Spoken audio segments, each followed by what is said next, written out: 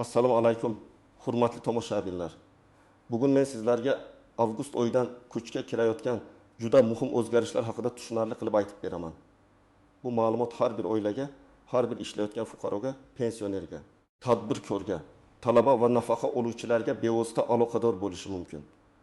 Chunki hukumat tomonidan qabul qilingan yangi tartiblar oddiy odamning hujjat topshirishi, to'lov olishi, imtiyozdan foydalanishi, jarima yoki ortiqcha xarajatga tushib qolmasligiga ta'sir qiladi. Shuning uchun videoni oxirigacha ko'ring. Men bugun sizga nima o'zgardi? Kimlar bundan foyda ko'radi? Kimlar ehtiyot bo'lishi kerak? Qaysi joylarda odamlar xato qiladi va amalda nima qilish kerakligini birma-bir tushuntiraman. Kanalga hoziroq obuna bo'ling, videoga like bosing. Chunki bunday yangiliklarni vaqtida bilgan odam ko'p muammodan qutuladi. Avvalgi tartibda ko'pchilik fuqarolar davlat xizmatidan foydalanish uchun idora yurishga majbur bo'lardi. Bir hujjat uchun mahallaga, ikkinchi hujjat uchun tuman bo'limiga, uchinchi ma'lumotnoma uchun boshqa tashkilotga borish kerak bo'lardi. Ayrim hollarda inson o'ziga tegishli imtiyoz yoki to'lov borligini ham bilmasdi. Natijada kimdir yordam pulini vaqtida olmasdi. Kimdir subsidiya uchun kech murojaat qilardi. Kimdir hujjatdagi kichik xato sababli rad javobi olardi. Endi hukumat tomonidan qabul qilingan o'zgarishlarning asosiy maqsadi shuki, fuqaroga tegishli xizmatlar soddalashtiriladi.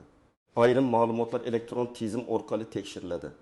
Murojaat qilish muddati va tartibi aniq belgilanadi. Shuningdek, ayrim toifalarga qo'shimcha qulayliklar yaratiladi. Men buni oddiy tilda aytaman. Avvallari odam o'zi hujjat ko'tarib yurardi. Endi ko'p holatda davlat idoralari kerakli ma'lumotni o'zaro elektron tarzda olishi kerak. Lekin bu degani fuqaro umuman harakat qilmaydi degani emas. Siz baribir o'z huquqingizni bilishingiz, ariza topshirishingiz, ma'lumotlaringiz to'g'riligini tekshirishingiz zarur. Avgustdagi o'zgarishlar ichida eng ko'p e'tibor berish kerak bo'lgan yo'nalishlar bir nechta. Birinchisi ijtimoiy yordam va nafaqa masalalari. Ikkinchisi davlat xizmatlari va hujjatlarni rasmiylashtirish tartibi. Uchinchisi tadbirkorlar uchun hisobot, tekshiruv va elektron xizmatlar bilan bog'liq masalalar. To'rtinchisi ta'lim, ish haqi, pensiya, subsidiya va kommunal to'lovlar bo'yicha amaliy ta'sir qiladigan jihatlar. Men bularni bir-biriga aralashtirmasdan tushuntiraman. Agar siz kam ta'minlangan oila sifatida yordam olsangiz, bolalar nafaqasi, moddiy yordam, nogironlik nafaqasi, pensiya yoki boshqa ijtimoiy to'lovlardan foydalanayotgan bo'lsangiz, avgust oyidan boshlab hujjatlaringizdagi ma'lumotlarning to'g'riligiga alohida e'tibor bering. Chunki yangi tartiblarda ko'p ma'lumotlar elektron bazalar orqali solishtiriladi. Oila tarkibi, daromad, ro'yxatdan o'tgan manzil, avtomobil yoki uy-joy bor yo'qligi, mehnat faoliyati. Soliq organlaridagi ma'lumotlar o'zaro tekshirilishi mumkin. Masalan, bir oila bolalar nafaqasiga ariza beradi. Oilada 5 kishi yashaydi. Ota-ona va 3 farzand. Ota norasmiy ishlaydi. Ona uy bekasi, bolalar maktabda o'qiydi. Avval mahalla tomonidan berilgan ma'lumot asosiy o'ynagan bo'lsa, endi tizim oilaning rasmiy daromadini, mulkini va boshqa ma'lumotlarni ham tekshiradi. Agar otaning nomida avtomobil bo'lsa yoki yaqinda katta xarid qayd etilgan bo'lsa, ariza qo'shimcha o'rganishga tushishi mumkin. Bu avtomatik ravishda rad etiladi degani emas. Lekin siz holatingizni isbotlovchi hujjatlarni tayyorlab qo'yishingiz kerak. Yana bir misol. Ayol kishi yolg'iz ona sifatida yordam olish uchun murojaat qiladi. Hujjatda farzandlar u bilan yashash ko'rsatilgan. Lekin ro'yxatdan o'tgan manzil boshqa joyda. Bunday holatda tizimda nomuvofiqlik paydo bo'ladi. Fuqaro esa men haqiqatan ham bolalarim bilan birga yashayman deb aytishi mumkin, lekin buning uchun mahalla dalolatnomasi, uy egasining roziligi, ijara shartnomasi yoki yashash vaqtini tasdiqlovchi boshqa hujjatlar kerak bo'lishi mumkin. Shuning uchun faqat og'zaki tushuntirish yetarli bo'lmaydi. Kimlar xavotir olmasligi kerak? Agar sizning hujjatlaringiz joyida bo'lsa, daromadingiz yashirilmagan bo'lsa, oila tarkibi to'g'ri ko'rsatilgan bo'lsa, yashash manzilingiz va shaxsiy ma'lumotlaringiz mos bo'lsa, siz ortiqcha vahimaga tushmang. Yangi tartibning maqsadi haqiqatan yordamga muhtoj odamlarni himoya qilish va soxta ma'lumot bilan yordam olayotgan holatlarni kamaytirishdir. Lekin kim hujjatni e'tiborsiz qoldirsa, eski ma'lumot bilan yuraversa, u noqulay vaziyatga tushib qolishi mumkin.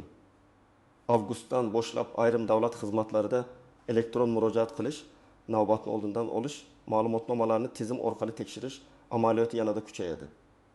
Bu nimani anglatadi? Masalan, Siz subsidiya, kadastr, tug'ilganlik, yo'q ajrim, pensiya tayinlash, nogironlikni rasmiylashtirish yoki boshqa xizmat uchun murojaat qilsangiz, davlat idorasi sizdan avvalgidek har bir qog'ozni olib kelishni talab qilmasligi kerak bo'lgan holatlar ko'payadi. Lekin amalda shunday bo'ladiki, tizimda ma'lumot noto'g'ri yoki yangilanmagan bo'lsa, ish baribir cho'ziladi. Men ko'p ko'radigan holat, fuqaroning pasport yoki ID karta ma'lumotida ism, familiya bir xil, lekin boshqa bazada harf xatosi bor. Masalan, o'g'li bir joyda boshqacha yozilgan, tug'ilgan sana bir bazada 12 kun, boshqasida 20 kun bo'lib qolgan. Shunday kichik xatolari ham to'lov chiqishiga, subsidiya tasdiqlanishiga yoki hujjat rasmiylashishiga ta'sir qilishi mumkin. Shuning uchun men har bir tomoshabinga tavsiya qilaman. Avgust oyida davlat xizmatidan foydalanishdan oldin shaxsiy ma'lumotlaringizni tekshirib oling. Amaliy misol, bir yigit uy-joy subsidiyasiga ariza beradi. U turmush qurgan, bir farzandi bor, rasmiy ishda ishlaydi. Oyligi 10 million so'm. Dastlab qaraganda u talabga mos bo'lishi mumkin. Lekin ariza topshirilganda turmush o'rtog'ining ro'yxatdan o'tgan manzili boshqa viloyatda, nikoh ma'lumoti tizimda yangilanmagan. Farzandning tug'ilganlik ma'lumoti esa boshqa manzilga bog'langan bo'lsa, ariza ko'rib chiqilishi cho'ziladi. Fuqaro men hammasini to'g'ri qilganman deb o'ylaydi, lekin tizim moslikni ko'rmaydi. Natijada muddat o'tib ketishi mumkin. Yana bir misol. Pensioner kishi pensiyasiga qo'shimcha staj kiritmoqchi.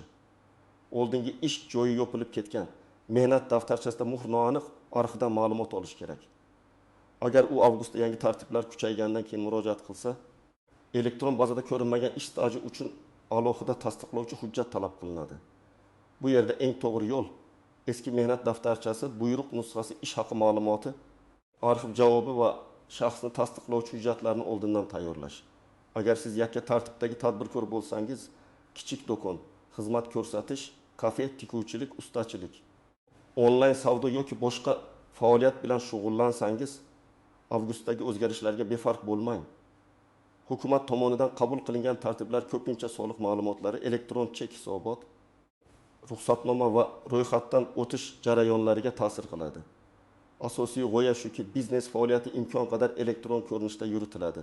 Tushumlar aniq ko'rinadi. Noqonuniy faoliyat kamayadi.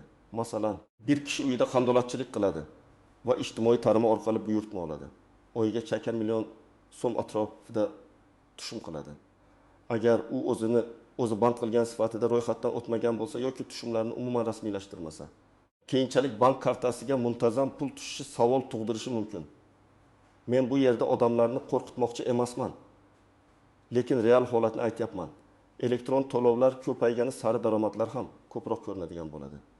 Shuning uchun faoliyatingizni qonuniy shaklga keltirish eng to'g'ri yo'l.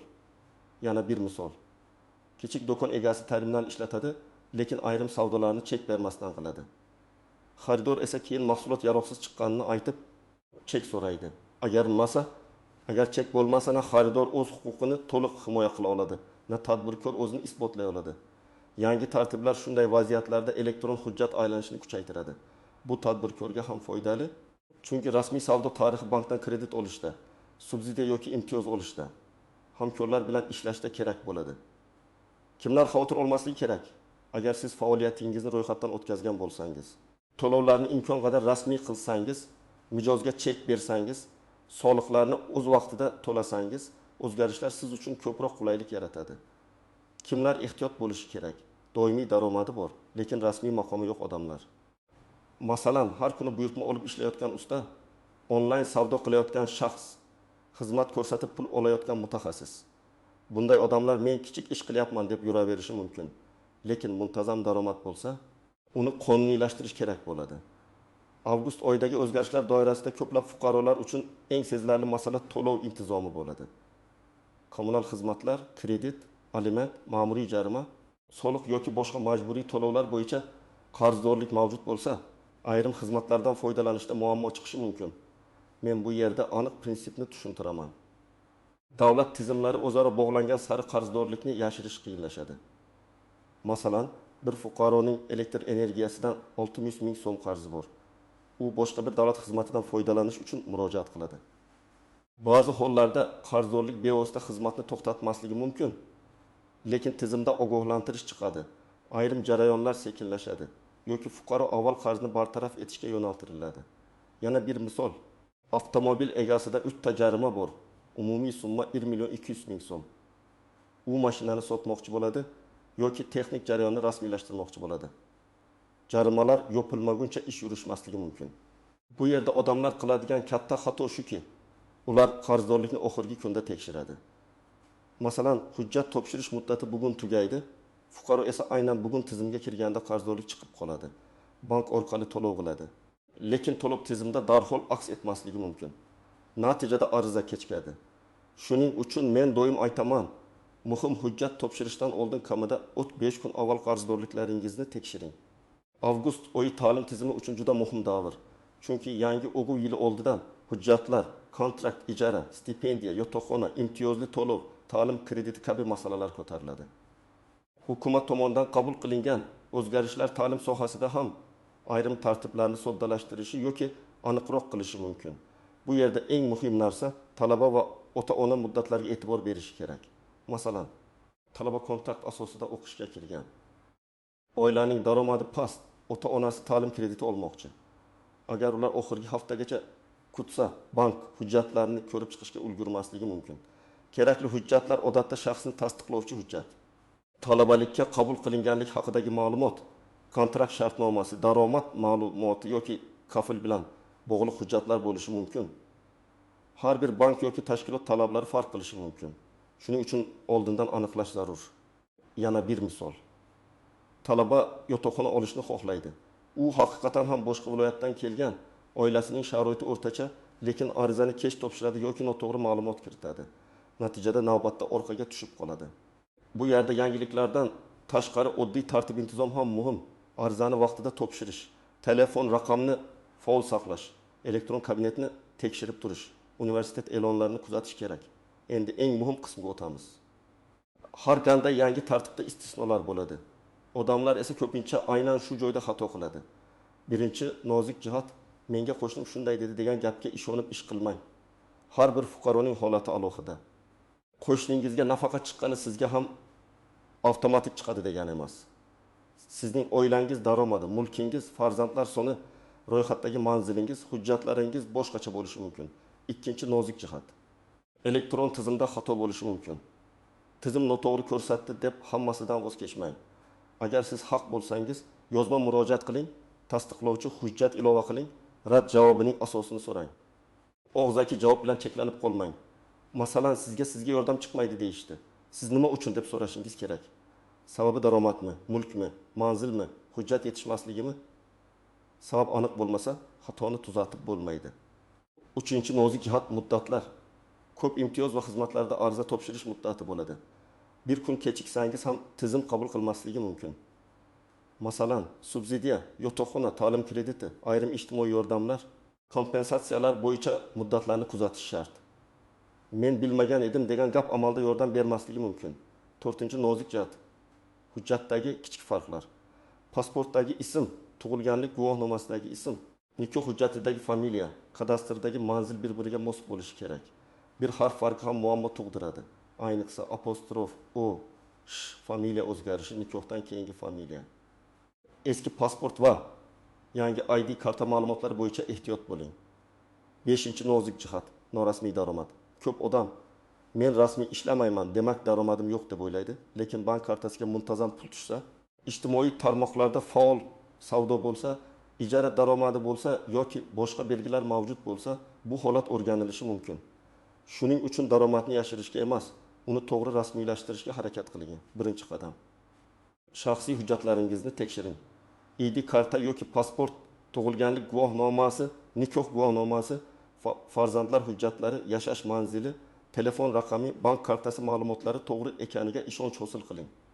Agar familiya o'zgargan bo'lsa, eski va yangi hujjatlar mosligini tekshiring. Ikkinchi qadam, qarzdorliklarni tekshiring. Kommunal to'lovlar, jarimalar, soliq, kredit, aliment, majburiy ijro bilan bog'liq holatlar bo'yicha qarz bormi yo'qmi aniqlang. Agar qarz bo'lsa, to'lovni oxirgi kunga qoldirmang. To'lovdan keyin kvitantsiyani saqlang, skrinshot qiling, chekni yo'qotmang. 3-qadam. Ariza topshirishdan oldin ro'yxat tuzing. Masalan, siz ijtimoiy yordam olmoqchisiz. Sizga shaxsni tasdiqlovchi hujjat, oila tarkibi, daromad haqida ma'lumot, farzandlar hujjatlari, yashash manzili, nogironlik yoki kasallik bo'lsa, tegishli tibbiy hujjatlar kerak bo'lishi mumkin. Siz subsidiya olmoqchi bo'lsangiz, daromad, oila tarkibi, uy-joy mavjud emasligi yoki sharoit, bank ma'lumotlari, ariza shakli kerak bo'lishi mumkin. Har bir holatda talablarni oldindan aniqlang. 4-qadam, og'zaki murojaat bilan cheklanib qolmang. Agar sizga rad javobi berilsa, yozma asos so'rang. Arizangiz qabul qilingan bo'lsa, ro'yxatga olingan raqamni saqlab qo'ying. Elektron murojaat qilgan bo'lsangiz, kabinetdagi holatni kuzating. Telefoningizga kelgan SMS yoki xabarlarni o'chirib yubormang. 5-qadam, rasmiy manbalarga tayaning. Mahalla davlat xizmatlari markazi, tegishli vazirlik yoki idoraning rasmiy kanallari, yagona interaktiv davlat xizmatlari portali, bank yoki soliq organining rasmiy ma'lumotlari orqali tekshiring. Ijtimoiy tarmoqdagi noma'lum kanallar hamma pul oladi. Hamma jarim bekor bo'ladi. Faqat bugun ariza bering desa, ehtiyot bo'ling. Bunday xabarlar ko'pincha odamlarni chalg'itadi. 6-qadam, tadbirkor bo'lsangiz, faoliyatingizni tartibga keltiring. Ro'yxatdan o'tganmisiz? Soliq holatingiz qanday? Elektron chek berasizmi? Bank hisobingiz to'g'rimi? Ijara shartnomangiz bormi? Xodimlaringiz rasmiylashtirilganmi? Bularni tekshiring. Bugun tartibga keltirilgan hujjat ertaga katta jarima yoki tekshiruvdagi muammodan saqlaydi. 7-qadam, oilangizdagi keksa odamlar va internetdan foydalana olmaydigan yaqinlaringizga yordam bering. Ko'p pensionerlar, nogironligi bo'lgan fuqarolar, yolg'iz onalar yoki qishloq joydagi odamlar yangilikni kech biladi. Ularning hujjatlarini tekshirish, ariza holatini ko'rish, davlat xizmatlari markaziga olib borish yoki telefon orqali ma'lumot olishda yordam bering. Chunki ko'pincha imtiyoz bor, lekin odam undan foydalanishni bilmaydi. Men ekspert sifatida eng muhim xulosani aytaman. Avgustdagi o'zgarishlardan foyda ko'rish uchun faqat yangilikni eshitish yetarli emas. Siz o'z holatingizni tekshirishingiz kerak. Hujjatlaringiz to'g'rimi? Qarzingiz bormi? Ariza muddati qachon? Qaysi xizmat sizga tegishli? Rad javobi bo'lsa nima qilasiz? Mana shu savollarga javob topgan odam yutadi.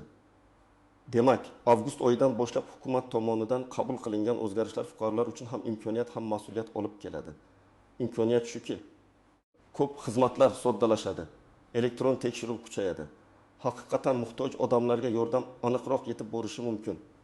Mas'uliyat shuki, har bir fuqaro hujjatini tartibga keltirishi, muddatlarni o'tkazib yubormasligi, noto'g'ri ma'lumot bermasligi va rasmiy manbalarga tayanish kerak. Sizdan iltimos, bu ma'lumotni befarq qoldirmang. Kommentariyada yozing. Sizning hududingizda avgustdagi o'zgarishlar bo'yicha qanday savollar bor? Qaysi masalada tushunmovchilik bo'lyapti? Men keyingi videolarda eng ko'p berilgan savollarga alohida javob beraman. Videoga like bosing, kanalga obuna bo'ling va yaqinlaringizga ham yuboring. Chunki bunday ma'lumotni vaqtida bilgan odam o'z huquqini himoya qiladi va ortiqcha muammoga tushib qolmaydi.